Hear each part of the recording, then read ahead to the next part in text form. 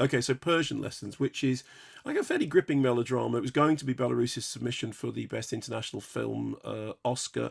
Actually, it's just been withdrawn or disqualified or pulled. It doesn't meet the Academy's strict criteria for eligibility for that category. So it looks like that isn't the case anymore. Anyway, directed by Vadim Perelman, who made House of Sand and Fog, and it's adapted from a story by Wolfgang Kohlhauser, and the story is called Erfindung einer Sprache, Invention of a Language. And the story is about this central character. It's set in World War II. Central character played by Noel Perez Biscayat, who was in 120 beats per minute, 120 BPM, who plays a Jewish prisoner who is captured and manages to escape execution by pretending to be Persian, because he's got a book with him that he's managed to get in exchange for a sandwich that happens to kind of back this story up. And he discovers that the Nazi commandant at the camp is looking for a Persian, and so he says, "I'm Persian," and they take him to meet the commandant, who's played by Lars Eidinger. And he then discovers that what the commandant wants is to learn Farsi. He has this dream of learning Farsi. And so he says, "Oh, fine. Well, in that case, you will work in the kitchen and then you will come and teach me Farsi at night." Of course, he doesn't speak Farsi. He's not Persian. He doesn't know a word of it. So what he then has to do is he has to make up a language which sounds like Farsi. But not only does he have to invent the words, and hundreds, actually thousands of words, but he has to remember what they are because he can't write them down.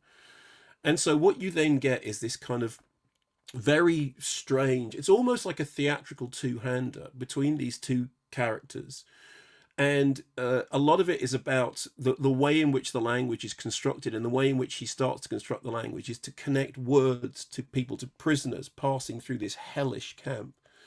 And he takes their names and then he makes a version of the name, because one of the things that he has to do is to write down names of people passing through the camp.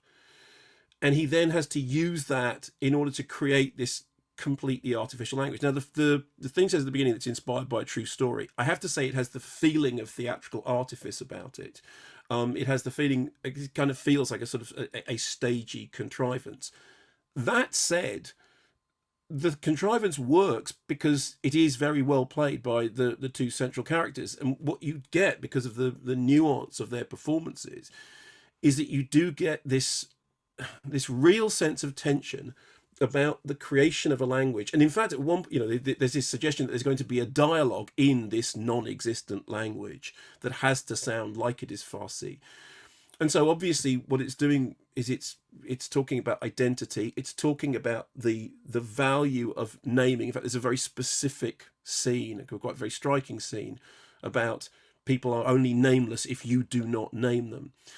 And also, despite the fact that it's glossily made, very efficiently made, at the very end of it, there is a scene which was much more powerful than anything I expected. And I have to say, kind of caught me off guard, because by that point, I'd sort of settled down into it being a theatrical contrivance, and appreciating it on that level. But there is then a scene at the end, the emotional power of which did catch me off guard and works because of stuff that has been set up beforehand. So it's not brilliant, and there is absolutely no getting away from the fact that it does feel like a kind of like a packaged story, like a melodrama, whatever the truth or whatever, behind this particular story.